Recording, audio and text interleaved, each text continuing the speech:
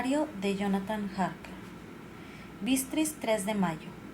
Eran las 8:35 de la tarde del día 1 de mayo cuando partía de Múnich y llegaba a Viena a primera hora de la siguiente mañana. La llegada estaba prevista para las 6:45, pero el tren llevaba 1 hora de retraso. Budapest era precioso, al menos por lo que pude ver a través de los cristales del convoy y después al pasear por sus calles. No podía alejarme de la estación, pues habíamos llegado tarde y marcharíamos enseguida. El más occidental de los espléndidos puentes que cruzan el Danubio, de gran anchura y profundidad, se adentraba en una región para mí desconocida que recordaba mucho la antigua época de dominación turca. Tuve la impresión de salir del mundo occidental para entrar en el oriental. El tren reanudó su marcha con bastante puntualidad y llegamos a Klausenberg hacia el ocaso. Me hospedé en el Hotel Royal, solo para pasar la noche. Para cenar me trajeron un pollo sazonado con pimienta roja, preparado al estilo tradicional del lugar. Era muy suculento, pero me dio muchísima sed. Le pregunté al camarero el nombre del plato. Me contestó que se llamaba paprika Händel y era muy típico en toda la región de los Cárpatos, pues se trataba de un plato nacional. Estas fueron mis primeras experiencias para comprobar la poca utilidad de mi chapurreo del alemán, aunque no sé qué habría hecho sin él. Aprovechando cierto descanso en una de mis visitas a Londres, me acerqué a la biblioteca del Museo Británico para así poder estudiar algunos libros y mapas de Transilvania. Si aceptaba la invitación de un noble de aquel país, debía conocer aquel territorio al dedillo. Pude al fin localizar el distrito que él me había mencionado, en el extremo más oriental del país. Limitaba con 3 provincias, Transilvania, Moldavia y Bucovina, en medio de los Cárpatos, en una de las regiones más salvajes y menos conocidas de la vieja Europa. Sin embargo, no hallé ningún mapa donde apareciera el lugar exacto del castillo de Drácula, pero pude comprobar que Bistris, de la que tanto me habló, era una ciudad conocida. Si mis apuntes tienen equivocaciones, Transilvania cuenta con 4 nacionalidades diferentes. Los sajones en el sur, mezclados con los valacos, los magiares en el oeste y los sékler en el este y norte del país. Con estos últimos tendré que relacionarme durante mi estancia allí. Dicen ser descendientes de Atila y los hunos. En esta región uno puede encontrar gran cantidad de supersticiones, además muy curiosas. He pasado una noche bastante desagradable, a pesar de que la cama era muy confortable y cómoda, pero he tenido unos sueños estrafalarios. A lo largo de la noche un perro no paró de ladrar bajo mi ventana. Podría ser lo que me provocó esas espantosas pesadillas, o quizá la causa fue el paprika, que hizo que me bebiera una botella de agua entera, que como gentileza alguien había puesto junto a la cabecera de mi cama. Un acompasado golpeteo en la puerta me despertó. Después de largas horas en vela, al fin había conciliado un sueño ligero. Para desayunar, más paprika y una especie de puré de harina de maíz llamada mamaliga, y berenjenas rellenas de carne, un plato suculento al que llaman impletata. Acabé de desayunar con prisas, pues mi tren partía antes de las 8. Después me di cuenta de lo inútiles que habían sido mis nervios, pues llegué a la estación a las 7:30, y hasta que el tren no se puso en marcha, estuve aguardando, sentado en el compartimento, más de 1 hora. Durante el viaje disfruté de paisajes de una belleza insólita, pueblos con castillos que parecían estar colgados de cumbres de agrestes cimas, como si de una postal antigua se tratara. Otras veces el tren pasaba junto a ríos y manantiales que, desde los anchos cauces de piedra, daban la impresión de haber sido alguna vez culpables de alguna que otra catastrófica inundación. Encontrábamos grupos de gente en cada estación. A veces se trataba de grupos vestidos con muy variados y vistosos atuendos. En algo me recuerdan a nuestros campesinos y también a los que pude ver al pasar por Francia y Alemania, pero estos eran aún más pintorescos. En cuanto a las mujeres del lugar, si uno las contemplaba en la distancia desde el tren, parecían atractivas. Sin embargo, cuando te acercabas, se veían torpes y exageradamente anchas de cintura. Cubrían sus cuerpos con ampollas y blancas mangas de muy diversas formas. Solían llevar la gran mayoría cinturones enormes, con algo que colgaba, cosa que hacía pensar en los tutús de las bailarinas. Los eslovacos me parecieron, con diferencia, los personajes más curiosos, los más bárbaros, con sucios sombreros de vaquero, anchos pantalones, camisas de lino blanco y cinturones de cuero con clavos de latón incrustados. Calzaban botas altísimas por encima de sus pantalones y se dejaban crecer el pelo y mostraban bigotes inmensos. A simple vista podrían parecer una cuadrilla de bandidos orientales. Tópico falso, pues después me enteré de que son inofensivos e incluso de carácter nada pendenciero. Llegamos a Bistris. Me pareció un lugar añejo e interesante. Con anterioridad ya había recibido indicaciones del conde Drácula de dirigirme al Hotel Corona de Oro. Al comprobar que se trataba de un lugar típico me puse alegre, pues ya desde el principio anhelaba encontrarme en el corazón de lo más tradicional y folclórico del país. Todo aquello me estaba esperando. Una anciana de rostro alegre me franqueó la puerta. Parecía una campesina por la manera como iba vestida. Cuando me acerqué a ella me dijo, mientras me hacía una reverencia: ¿Es usted el Herr inglés? Sí, contesté. Harker, Jonathan Harker. La anciana sonrió y entregó un mensaje a un hombre entrado en años que estaba allí sentado en mangas de camisa. Este se incorporó y regresó con una carta en la mano. Amigo mío, bienvenido a los Cárpatos. Estoy impaciente por verle. Deseo que esta sea una buena noche para usted. Tiene reservado un pasaje en la diligencia que parte mañana a las 3 con dirección a Bucovina. Mi carruaje le estará esperando en el paso de Borgo. Espero que haya tenido un feliz viaje desde Londres y que disfrute durante su estancia en mi hermoso país. Un amigo, Drácula. 4 de mayo. Supe que mi hotelero había recibido una carta del conde, en la que le encargaba comprar el mejor asiento de la diligencia. Se mostró terco, haciendo ver que no me entendía cuando le pregunté algunos detalles más. Él y su esposa, la anciana de la puerta, se miraron con temor. El hombre dijo que había dinero en el sobre y que nada más sabía de aquel asunto. Le pregunté acerca del conde y de su castillo, y entonces, para mi sorpresa, los dos viejos se santiguaron. Luego a duras penas abrieron la boca para decir que no tenían ni idea de todo aquello. Se negaron en redondo a hablar más del tema. Quedaba poco para mi partida y no pregunté más. Tenía el presentimiento de estar sumergiéndome en un mundo misterioso y algo peligroso.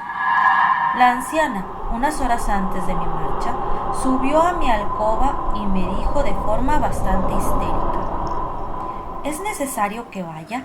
¿Tiene que ir allí? La mujer padecía un ataque de ansiedad. Sin darse cuenta, mezclaba el alemán con otro idioma que yo desconocía por completo. Al responderle que mi partida era inminente, ya que se trataba de un negocio de suma importancia, volvió a preguntarme: ¿Sabe usted a qué día estamos? A 4 de mayo. Ella movió la cabeza y volvió a indicarme. Oh, sí, claro, pero ¿qué noche es hoy? ¿Qué quiere usted decirme? Hoy es la víspera de San Jorge.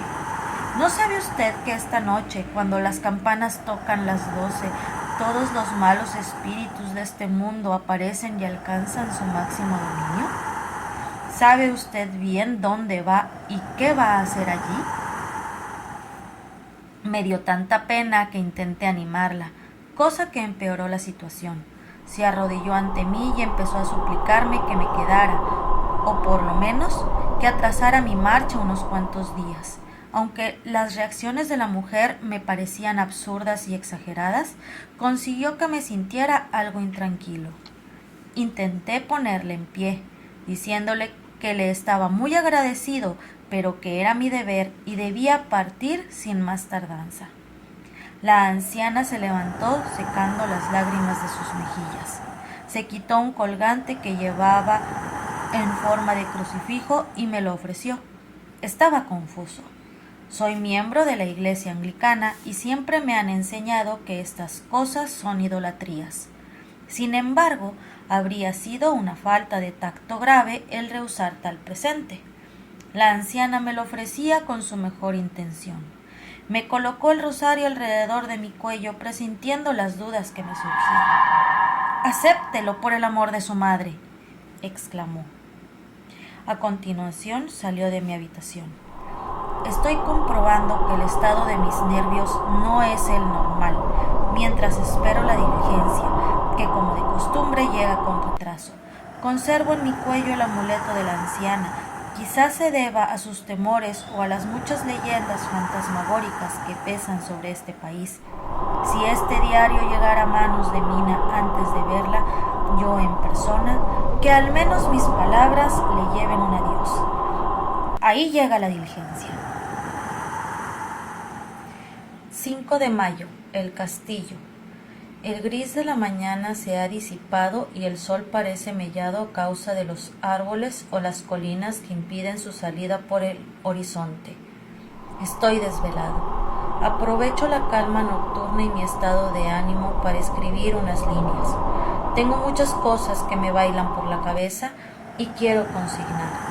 Para que esto no se parezca al diario de alguien que comió demasiado antes de salir de Bistris, detallaré el menú de mi cena allí. Unos cuantos trozos de tocino, alguna cebolla y buey, todo sazonado con pimienta y asado ensartado en varillas, como la carne de caballo que venden en las calles de Londres. El vino era un medias dorado, que producía una extraña sensación de picor en la lengua, pero que no era desagradable. Solo tomé un par de vasos, no más. Me subí a la diligencia. El cochero no había ocupado aún el pescante, pues estaba charlando con la dueña del hostal. Pronto vi que estaban hablando de mí, pues de vez en cuando se volvían para mirarme. Poco después se acercaron unos aldeanos, que se mostraron extraordinariamente interesados y se añadieron a la conversación. Todos me observaban con lástima. Yo conseguí escuchar algo, que repetían bastante a menudo, palabras raras y de distintas nacionalidades. Haciendo ver que todo aquello no me afectaba, saqué mi diccionario políglota de la cartera y las busqué. Confieso que ninguna era demasiado animosa. Encontré Ordog, que significa Satanás, Pokol, que significa infierno, Estregoica, que significa brujo, Brolok o Volkoslak, una eslovaca y otra serbia, ambas con el mismo significado, una especie de hombre lobo o un vampiro. Entre todos habían construido un grupo considerable. Todos se santiguaron en dirección hacia mí. La diligencia por fin arrancó. Conseguí después de mucho trabajo que un compañero de viaje me explicase el significado de ese gesto. Al principio se negaba a contármelo, pero cuando supo que yo era inglés, me dijo que era una protección contra el mal de ojo. Aquello no me gustó debido a mi situación. Iba hacia un lugar apartado al encuentro de un desconocido. pero todas esas gentes me parecían tan bondadosas y angustiadas que me emocioné. Conservaré siempre esa imagen del hostal, con toda esa multitud de personajes pintorescos santiguándose bajo el paso abovedado sobre un fondo de naranjos y adelfas plantados en verdes barricadas agrupadas en el centro del patio. Entonces el cochero, cuyos hiperbólicos calzones de lino cubrían todo el pescante, golpeó a los 4 caballos con su látigo y éstos, captando perfectamente la orden, emprendieron la marcha. Perdí de vista el hotel y enseguida todos esos pensamientos fantasmagóricos desaparecieron. Aquella belleza tan agreste del paisaje me distrajo por completo, aunque estoy casi convencido que de conocer el idioma de mis compañeros de viaje me habría costado bastante más olvidar. Un terreno lleno de verdor se abría ante nuestras miradas.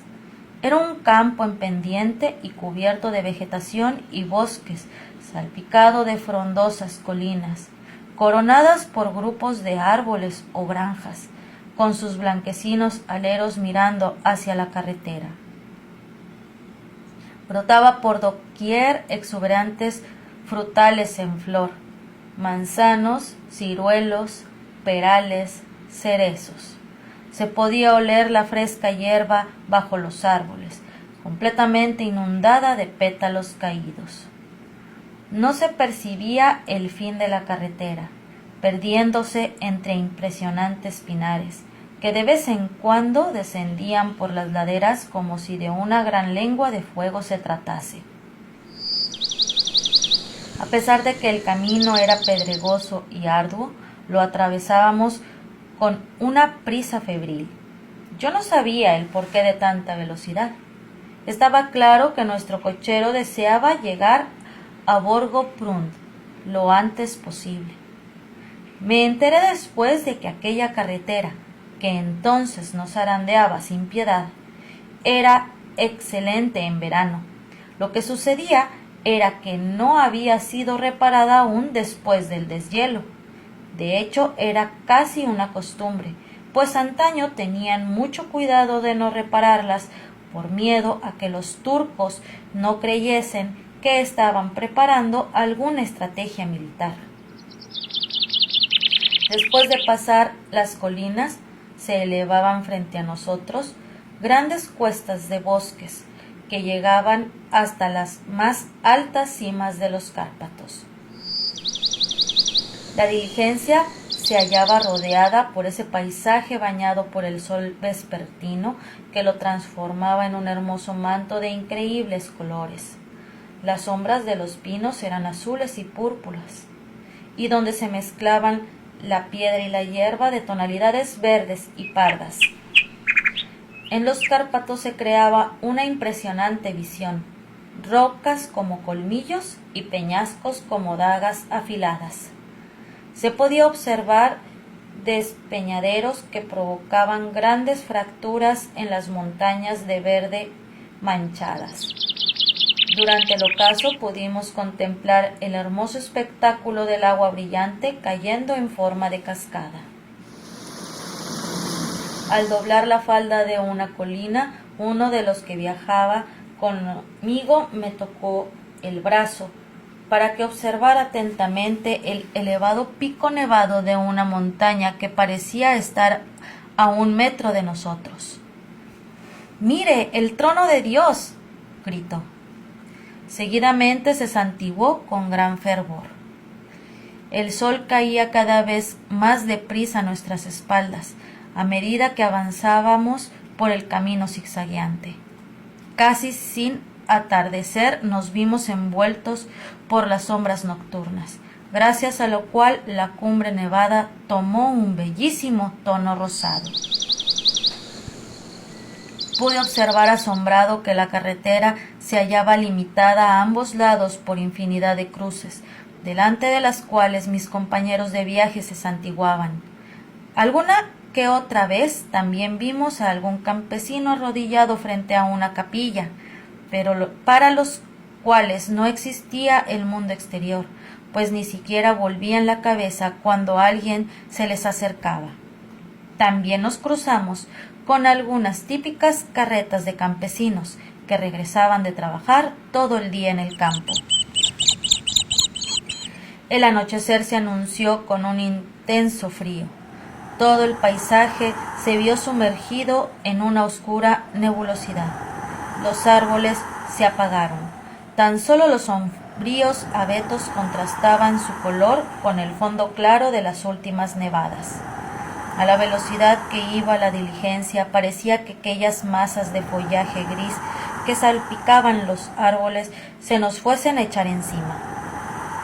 Las ramas producían un efecto particularmente lúgubre y solemne que animaba los pensamientos, y oscuras fantasías que aparecían con el anochecer. En el momento en que la puesta del sol vestía las nubes con formas fantasmales, que parecen serpentear siempre por entre los valles de los Cárpatos. La carretera subía a veces por colinas tan empinadas que, a pesar de la desesperación del cochero por llegar a su destino, los caballos no podían más que ir al paso. Mi intención era bajar de la diligencia para ir a pie, cosa que al cochero le pareció una locura. No, no, repitió, aquí no puede bajar. Este bosque está lleno de sabuesos salvajes. A continuación dijo unas palabras que seguramente formaban parte de una broma de mal gusto, a juzgar por la sonrisa que dirigió al resto de pasajeros. Ya verá usted bastante antes de irse a dormir. Tan solo realizó una parada para encender los faroles. Entrada ya la noche, los nervios parecían dominar a los pasajeros, que empezaron a atosigar al cochero para que corriera más deprisa. Entonces éste azotó sin compasión a los pobres caballos con su látigo y con histéricos gritos de aliento les obligaba a hacer un esfuerzo impresionante. El nerviosismo de los pasajeros aumentó. La diligencia se balanceaba sobre sus grandes muelles de cuero como un barco en medio de un mar embravecido. Tuve que sujetarme para no caer. El camino se hizo más llano y por un momento me dio la impresión de que estábamos volando. A continuación, las montañas que teníamos a nuestro alcance parecían abalanzarse sobre la diligencia. Estábamos entrando en el paso de Borgo. La mayoría de mis compañeros de viaje me ofrecieron regalos de todo tipo y bastante singulares, por cierto. No quise rechazarlos debido a la insistencia que pusieron, pues lo hicieron con toda su buena voluntad, con palabras amables, bendiciones y ese extraño gesto de temor que ya había visto antes en el rostro de la anciana de la puerta del hotel de Bistris, ese signo de la cruz que protegía del mal de ojo. Luego el cochero se inclinó hacia adelante mientras la diligencia iba a toda velocidad y los pasajeros, impacientes, se asomaron por las ventanillas de ambos lados para escudriñar la oscuridad, esperando que ocurriera algo muy excitante. A pesar de mis continuas preguntas, nadie quiso contarme nada de aquella conducta suya tan extraña para mí. Ese estado de nerviosismo generalizado duró algún tiempo hasta que al fin divisamos la parte más al este del paso. Oscuras y amenazantes nubes se ceñían sobre nuestras cabezas y en el aire se podía respirar una angustiosa tempestad justo en la dirección en la que íbamos nosotros. La atmósfera del camino que dejábamos atrás era totalmente distinta. Estaba en calma. Miré al exterior para intentar ver el vehículo anunciado por el conde. De un momento a otro esperaba ver el brillo de unos faros rasgando las negruras, pero todo seguía igual. La única luz que se distinguía era la de nuestra diligencia, sobre los faroles de la cual se condensaba el vaho de nuestros fatigados caballos.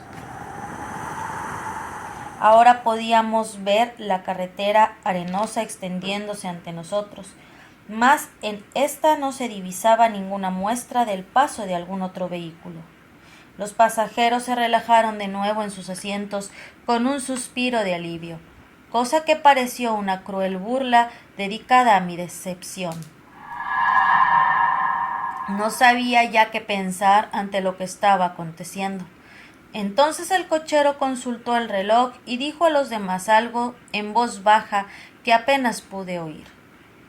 Creo que dijo: «Hemos llegado 1 hora antes de lo previsto».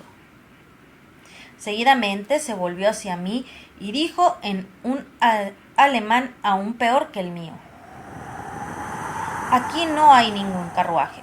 Parece ser que no le espera nadie. Ahora tendrá que ir hasta Bucovina y vuelva aquí mañana o pasado. Cuando más tarde lo haga, mejor para usted». De repente, mientras el cochero hablaba, los caballos comenzaron a relinchar y a resoplar, lanzándose a la carrera bruscamente, por lo que el cochero tuvo que hacer un gran esfuerzo para sosegarlos. Al cabo de un momento, mientras el resto de los pasajeros se santiguaban, una calesa tirada por 4 caballos apareció a nuestras espaldas, parándose junto a nuestra diligencia, mientras los campesinos que me acompañaban se santiguaban y lanzaban gritos al unísono. Debido al resplandor de nuestros faroles, pude ver que aquel carruaje era tirado por unos caballos espléndidos y negros como el carbón, los cuales eran conducidos por un hombre alto, con espesa, larga y oscura barba, y un gran sombrero también de color negro que le ocultaba gran parte del rostro. Al volverse hacia nosotros pude distinguir un par de ojos muy brillantes que a la luz del farol parecían enrojecidos. Entonces le dijo al cochero de nuestra diligencia: «Pasas muy temprano esta noche, amigo». «El herr inglés tenía prisa», respondió nuestro cochero tartamudeando, a lo que el cochero recién llegado replicó: «Ya, espero que por eso querías que el inglés llegara hasta Bucovina. No puedes engañarme, amigo. Sé demasiado y recuerda que tengo caballos muy rápidos». Hablaba con una leve sonrisa en sus labios, y a la luz del farol su boca era de aspecto duro, con labios muy rojos y dientes afilados, tan blancos como el marfil. Uno de mis compañeros de viaje susurró a otro el verso de la Leonora de Burger: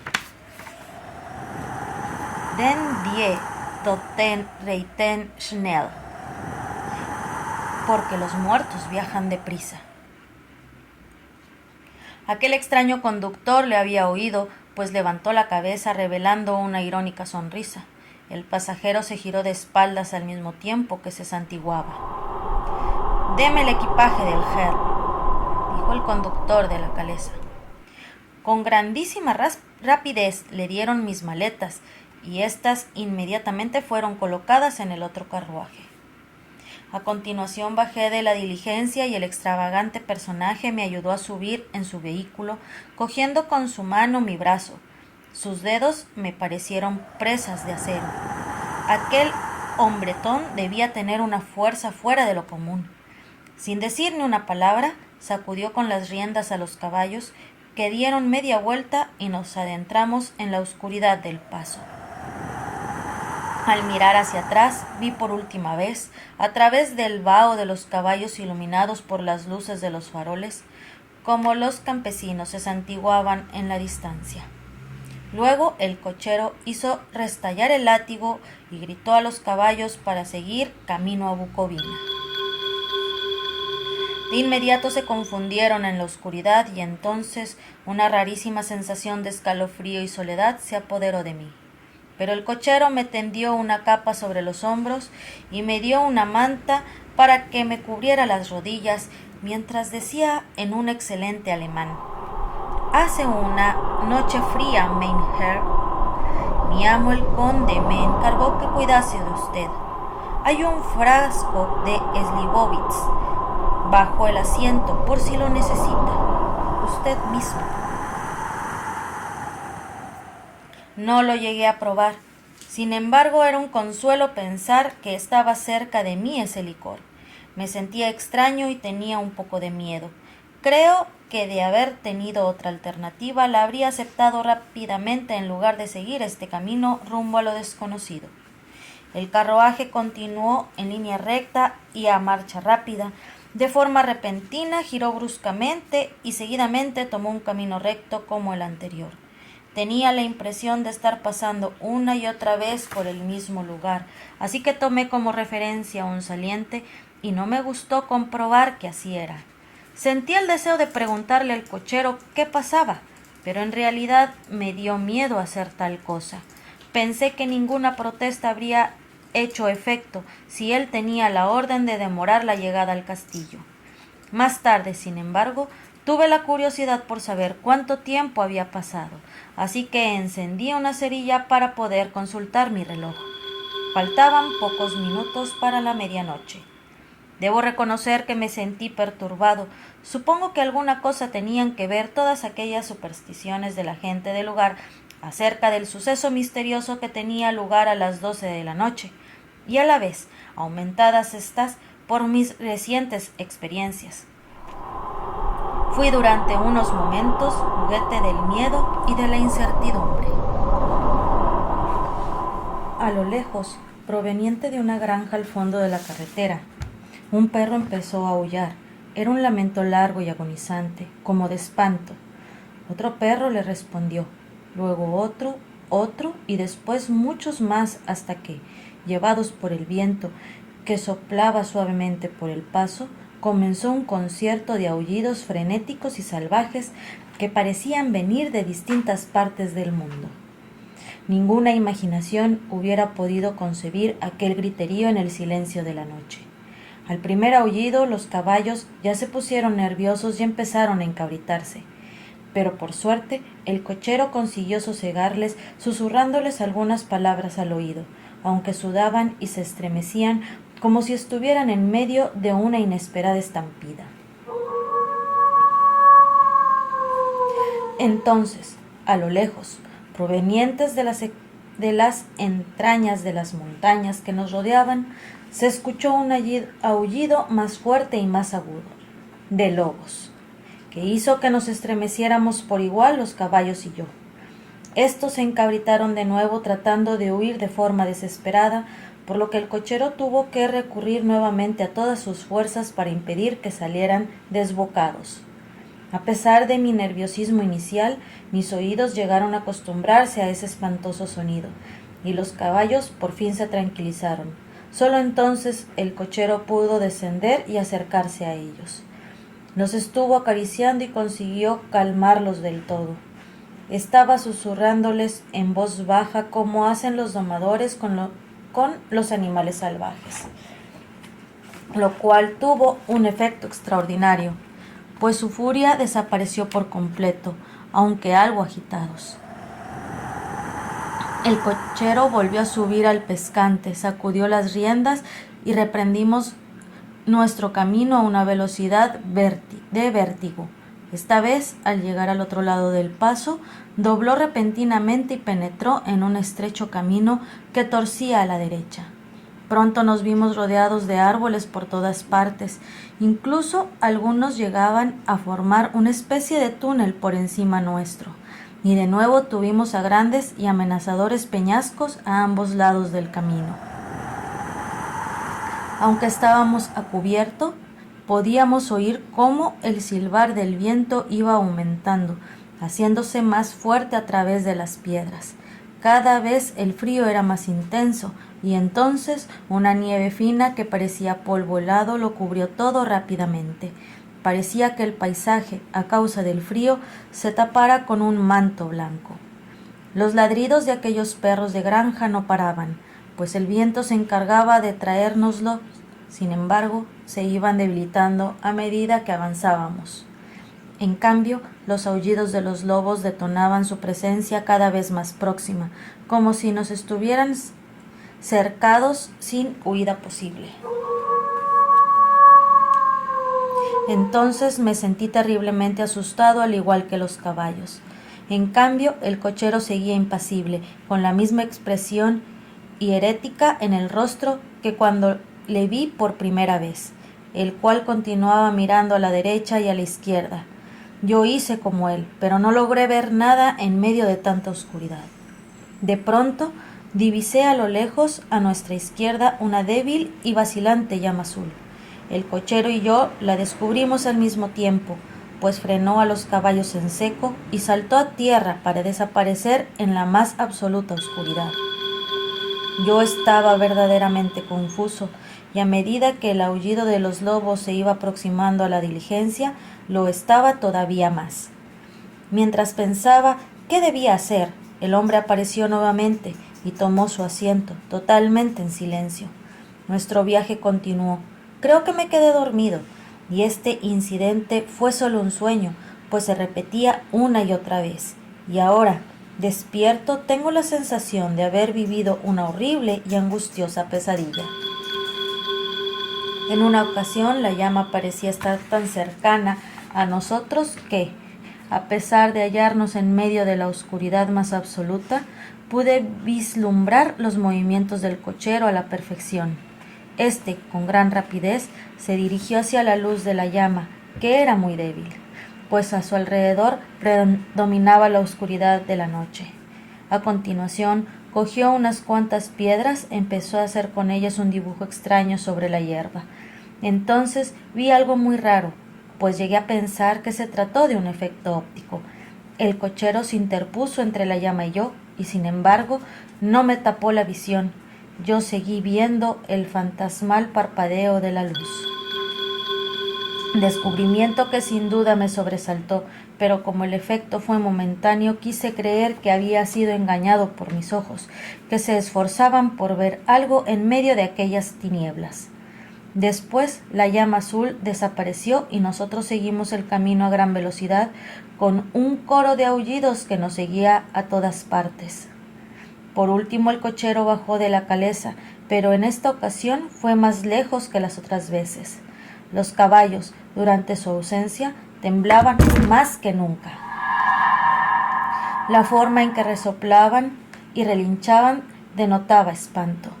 Fue entonces cuando por entre las negras nubes brotó la luna detrás de la dentada cresta de un peñasco de pinos, y con su luz contemplé aterrado que a nuestro alrededor había un grupo de lobos formando un círculo.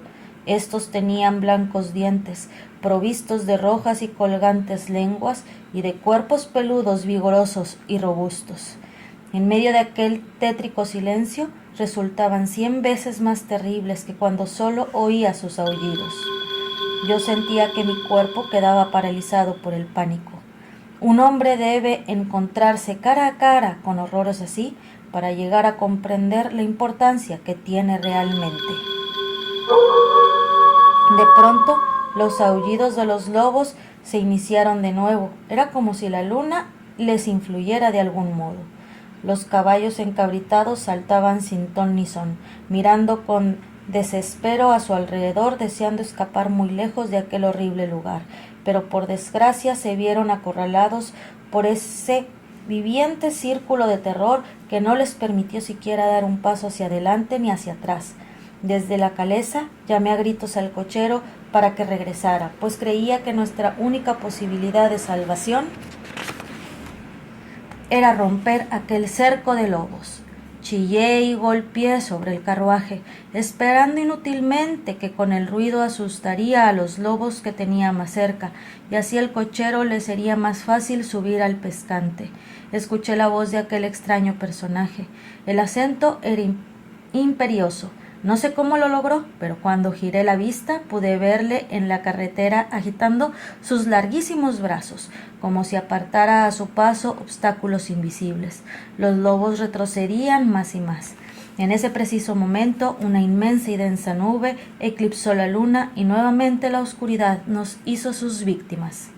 Una vez que mis ojos se acostumbraron a esta, vi al cochero subir a la caleza para mi sorpresa, los lobos habían desaparecido. Todo aquello resultaba tan extraño y sobrenatural para mí que caí en un profundo estado de terror tal que no podía siquiera moverme. Aquel momento parecía tener la capacidad de no tener fin. Proseguimos el camino de forma veloz y en la oscuridad más absoluta, pues gracias a aquellas nubes móviles la luna quedaba oculta por entero. De pronto me di cuenta que el cochero paraba los caballos en el centro del patio de un gran castillo en ruinas, de cuyos altos y ennegrecidos ventanales no salía ni un solo rayo de luz, y contrastadas con el cielo color de luna, se veían claramente sus semiderruidas y dentadas almenas.